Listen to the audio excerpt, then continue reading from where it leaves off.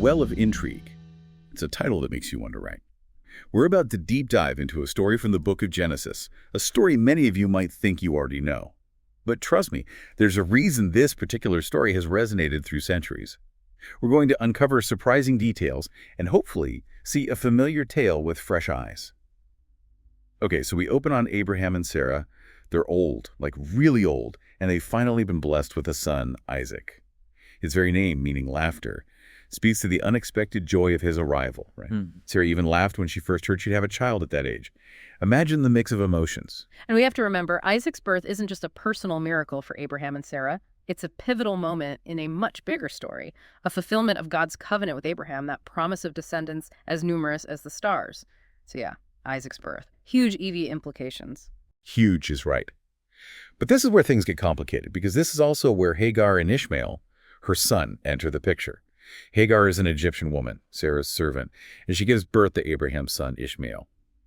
We see a power imbalance right from the start, these layers of relationships. It's a lot.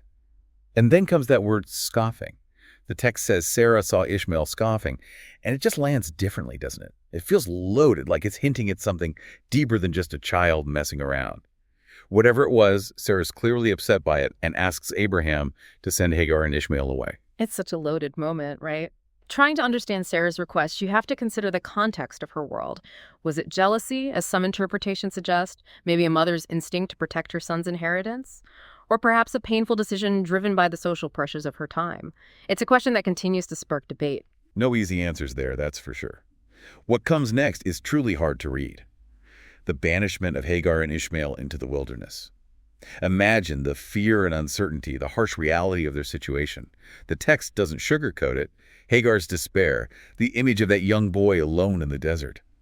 It's powerful and deeply affecting. It's like we're seeing the other side of the coin now. We began with this joyous birth, and now we're faced with this image of Hagar and Ishmael all alone, abandoned, with their supplies dwindling. It's a stark contrast. It really makes you feel the weight of their abandonment, and yet this is also where the narrative takes an unexpected turn.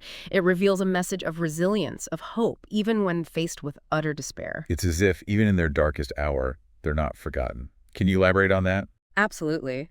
We're told that God hears Hagar's cries. An angel appears before her, offering words of comfort and a life-saving instruction.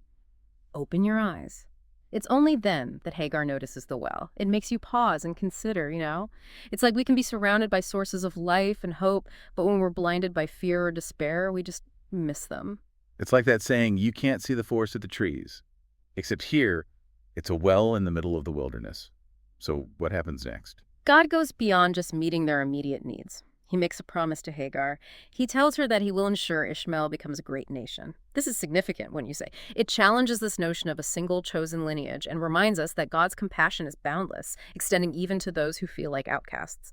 This story is really making me see things differently. While it revolves around inheritance and lineage, it also highlights the unpredictable nature of life. What ultimately becomes of Hagar and Ishmael.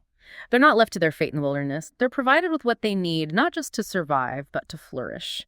We discover that Ishmael grows up to be a skilled archer. Imagine that the very wilderness that tested him also honed his skills and resilience. Like his father, he too will have descendants, fulfilling God's promise. So with Hagar and Ishmael's story seemingly resolved, we return to Abraham, where a rather unexpected encounter unfolds. He comes face to face with King Abimelech. Who exactly is this Abimelech, and what's his role in Abraham's story? Yeah, if I remember right, Abimelech is the king of Gerar. So we're talking about a powerful leader, but it seems he and Abraham find a way to work together, even make agreements. Exactly. And you know what I find interesting? This whole encounter revolves around something so mundane, so relatable, even today. A well. Yeah, I mean, you wouldn't think a well would be such a big deal, but then again, this isn't like today, right? No supermarkets or bottled water back then. Not at all. Having control over a well back then, it was everything. It wasn't just about water. It was about survival, life or death in that harsh environment. Absolutely. And you really feel that when the text describes a dispute that erupts between Abraham and Abimelech, and guess what it's about? Oh, well, of course. You can almost sense the tension, the high stakes involved. You said it. These disputes were serious business. And then there's that very specific detail, the 7 ewe lambs. 7. Abraham gives them to Abimelech as a kind of guarantee, a symbol of their agreement. It's a bit unusual, don't you think? It really highlights how important oaths and covenants were in a world without structured legal systems. I mean, back then, your word was your bond. There were no courts, no written contracts like we have today. Right. It makes their actions much more significant. Absolutely. To make an oath binding, they'd invoke God as a witness, use symbolic gestures. It was all about solidifying that bond, making it real and unbreakable. And so this seemingly insignificant place, just a well in the wilderness, it becomes Beersheba, the well of the oath. It's a powerful symbol of conflict resolution, of a pact made before God.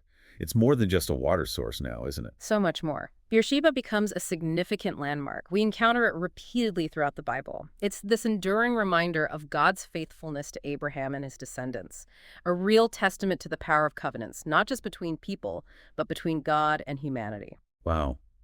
It's amazing what we unearth when we take the time to really dig into these stories.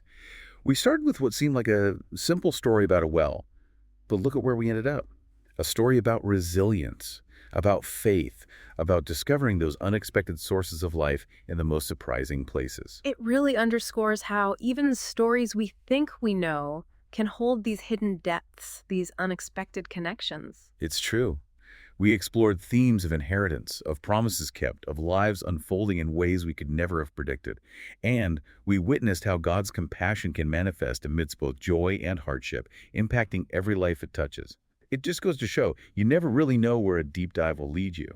And on that note, until next time, keep exploring, keep seeking those wells in your own lives, those sources of sustenance, hope, and connection that make life's journey a little less daunting, a little more meaningful.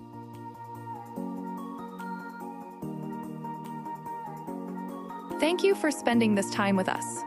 Toby, Eleanor, and our team of researchers are working hard to produce more episodes. If you value what we're doing here, please consider subscribing and sharing the word. Additionally, our podcast, RSS, and Patreon links can be found below. Listener support is what makes our work possible. Join us next time for another deep dive. God bless.